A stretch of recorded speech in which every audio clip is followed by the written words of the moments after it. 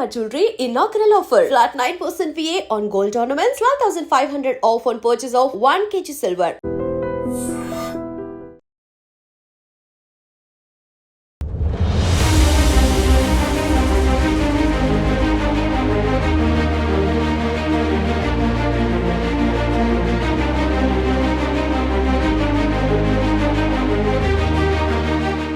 నమస్కారం, welcome to I dream. నేను మీ సంగీత. ఈ మధ్య కాలంలో స్కామ్స్ అనేవి చాలా జరుగుతూ ఉన్నాయి. కానీ ఎంతమంది ఎన్ని అవేర్నెస్ చేస్తూ ఉన్నా, ఎన్ని వీడియోస్లలో చెప్తున్నా సరే ఎవరో ఒకరు ఏదో ఒక రూపేణా ఆ స్కామ్లో ఇన్వాల్వ్ అవ్వడం అనేది జరుగుతూ ఉంది. దాంతోపాటు వారు డబ్బులు నష్టపోవడం అనేది జరుగుతూ ఉంది. అయితే రీసెంట్గా ఒక కేసు అనేది నేను వినడం జరిగింది. దాన్ని మీతో షేర్ చేసుకోవాలనుకుంటున్నాను. ఒక 80 ఏళ్ల ముసలాయన ఒక ఫేస్బుక్లో ఒక చాట్ చేస్తూ ఉన్నప్పుడు ఒక అమ్మాయి నుంచి ఫ్రెండ్ రిక్వెస్ట్ అనేది రావడం జరిగింది. వెంటనే తన ఆ ప్రొఫైల్ని ఓపెన్ చేయగానే మంచి అమ్మాయి చాలా అందంగా ఉంది, చాలా యంగ్గా ఉంది అని చెప్పేసి ఇమీడియట్గా యాక్సెప్ట్ చేసి ఆవిడతో చాటింగ్ చేయడం అనేది స్టార్ట్ చేశాడు.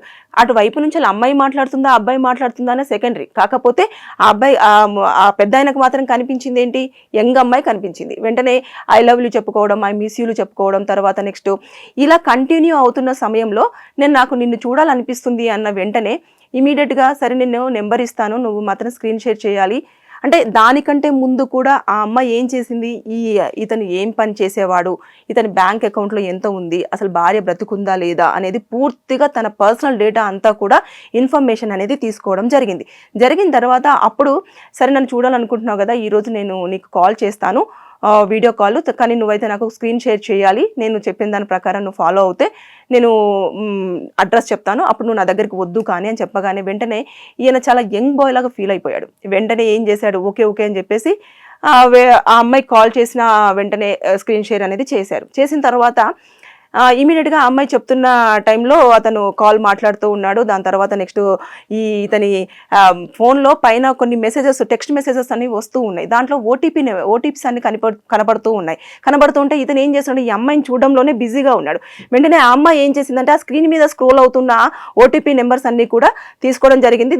దాంతోపాటు ఇంకా అతనితో మాట్లాడుతూ ఇంకా ఒక్కొక్క అంటే అబ్బాయిలకు అంటే ఆ ఏజ్లో ఉన్న వాళ్ళు ఎక్కువగా ఆశపడేది ఏంటంటే వాళ్ళకు కన్సర్న్ చూపించేవాళ్ళు. ఐ లవ్ యూ చెప్తూ కొంచెం నువ్వంటే నాకు ప్రాణం, నేను నిన్ను పెళ్లి చేసుకోవాలనుకుంటున్నాను, లేదంటే నీతో టైం స్పెండ్ చేయాలనుకుంటున్నాను, ఇలాంటి డైలాగులు చెప్పడం వల్ల ఆ ముసలైన కూడా చాలా వరకు అట్రాక్ట్ అవ్వడం జరిగింది.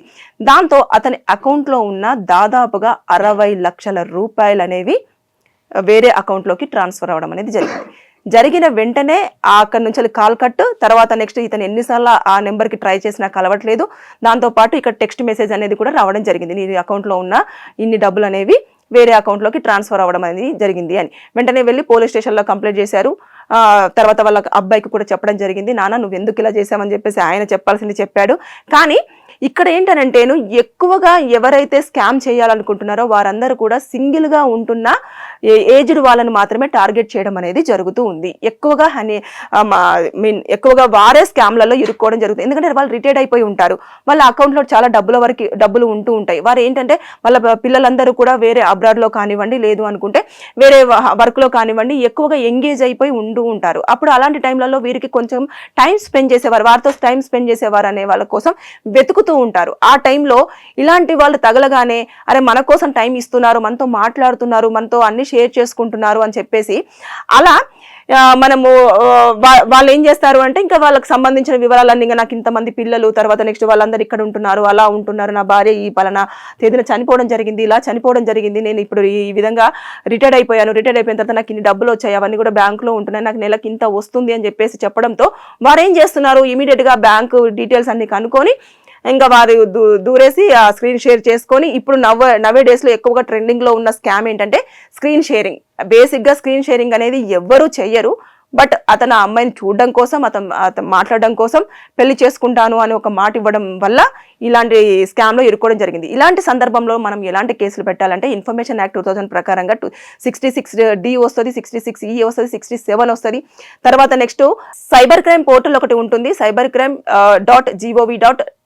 ఇన్ అనే దాంట్లోకి వెళ్ళేసి మనకు జరిగిన ఏదైతే ఉందో మొత్తం ఎంత డబ్బులు కోల్పోయాము ఏంటిది ఎలా పరిచయం అని చెప్పేసి అందులో ఒక ఫామ్ ఉంటుంది. దాని ప్రకారంగా మనం ఫిలప్ చేసిన తర్వాత ఇమీడియట్ గా పోలీసులు అనేది రియాక్ట్ అవ్వడం జరుగుతుంది. దాంతో పాటు నేను ఇంతకుముందు చెప్పిన సెక్షన్స్ ప్రకారంగా కనుక మనం కేసు ఫైల్ చేసినట్లయితే వారికి మినిమం 7 సంవత్సరాల జైలు శిక్ష పడే అవకాశాలు ఉంటుంది. దాంతో పాటు వెంటనే ఒకవేళ గనక డబ్బులు మనము అకౌంట్ లోకి ట్రాన్స్ఫర్ అయిన వెంటనే ఇమీడియట్ గా మనం సైబర్ క్రైమ్ ఆఫీస్ కి వెళ్ళేసి మనము కేసు పెట్టినట్టయితే వారు ఐపీ అడ్రస్ ని కనుక్కొని ఆ డబ్బులు అక్కడ ఎక్కడైతే ఉన్నాయో అక్కడ ఆఫ్ చేయడమో లేదు అంటే రిటర్న్ కి తీసుకురావడం అనేది జరుగుతుంది. ఇప్పుడు ఎక్కువగా ఇక్కడ మన 2 రాష్ట్రాలలో కూడా ఎవరైతే సైబర్ క్రైమ్ కి గురయ్యారో వారు వెంటనే రియాక్ట్ అయ్యి పోలీసులకు కంప్లైంట్ ఇవ్వగానే వారు వెంటనే రికలెక్ట్ చేసిన డబ్బులు కూడా ఎక్కువ స్థాయిలోనే ఉండడం జరిగింది. సో ఇలాంటివన్నీ స్కామ్స్ ఎక్కువగా మార్కెట్లో ఉన్నాయి కాబట్టి ఎవరైనా ఈ మధ్యకాలంలో బ్యాంక్ అని కాల్ చేస్తున్నారు, తర్వాత నెక్స్ట్ పోలీసులని కాల్ చేస్తున్నారు. అదేవిధంగా కేవైసీ మీరు ఏజ్డ్ వాళ్ళు కదండి, మీకు చదువు రాదు కదా, మీరు ఒకసారి స్క్రీన్ షేర్ చేయండి, మేము చెప్పిన దాని ప్రకారంగా మీరు వెళ్తే అని చెప్పేసి వారి దగ్గర నుంచి వెళ్ళి కూడా స్క్రీన్ షేర్ చేసుకోవడం చేస్తున్నారు. కొంతమంది హరీబరిగా ఉన్నప్పుడు నైట్ పూట టెక్స్ట్ మెసేజెస్ రావడం జరుగుతుంది, మీ అకౌంట్ అనేది బ్లాక్ అవడం జరుగుతుంది, దయచేసి మీరు కేవైసీ అప్లోడ్ చేయండి, లేకపోతే అనవసరంగా మీరు బ్యాంక్ అకౌంట్ని యూజ్ చేయకుండా అవ్వాల్సి వస్తుంది అనగానే వెంటనే ఆ కేవైసీని ఓపెన్ చేయడంతో మనకు సంబంధించిన డీటెయిల్స్ అన్ని కనుక్కోవడం, ఓటీపీ రావడం, ఆ ఓటీపీని మనం అందులో టైప్ చేసే లోపే మనకు సంబంధించింది కాస్త వెళ్ళిపోవడం అనేది జరుగుతూ ఉంది. సో కాబట్టి దయచేసి అలర్ట్ అవ్వండి, ఎప్పటికప్పుడు జాగ్రత్తగా ఉండండి. సైబర్ క్రైమ్ నేరస్తులు మన చుట్టే ఉంటున్నారు, మనం ఎప్పుడు ఎక్కడ దొరుకుతామని చెప్పేసి వెయిట్ చేస్తూ ఉన్నారు. కాబట్టి పోలీసులు కూడా పెద్ద స్థాయిలోనే కేసులు అనేవి అంటే నెలలో మినిమం ఒక 20 సైబర్ క్రైమ్ ఆఫీస్లో కూడా కేసులు ఫైల్ అవుతున్నాయి స్కామ్స్ కు సంబంధించి. అంటే డిజిటల్ గా మన మొబైల్ ఎక్కువగా దీంట్లోనే మన పర్సనల్ డేటా ఉంటుంది కదా, ఆధార్ కార్డు కానివ్వండి, పాన్ కార్డు కానివ్వండి, బ్యాంక్ డీటెయిల్స్ కానివ్వండి, మన పర్సనల్ డేటా అంటే ఫొటోస్ కానివ్వండి, ఏదైనా సరే మన ఆండ్రాయిడ్ మొబైల్లోనే ఉంటుంది. కాబట్టి వారు దాన్నే ఎక్కువగా టార్గెట్ చేయడం జరుగుతుంది, దాని త్రూనే డబ్బులను కొట్టేయడం అనేది కూడా జరుగుతుంది. అంటే వాళ్ళు ఎక్కడ ఉంటారు, ఎలా ఉంటారు అనేది మనకు కూడా తెలియదు, కానీ మన డబ్బులు మాత్రం వారి అకౌంట్లోకి వెళ్ళిపోవడం అనేది జరుగుతుంది. సో తస్మత్ జాగ్రత్త.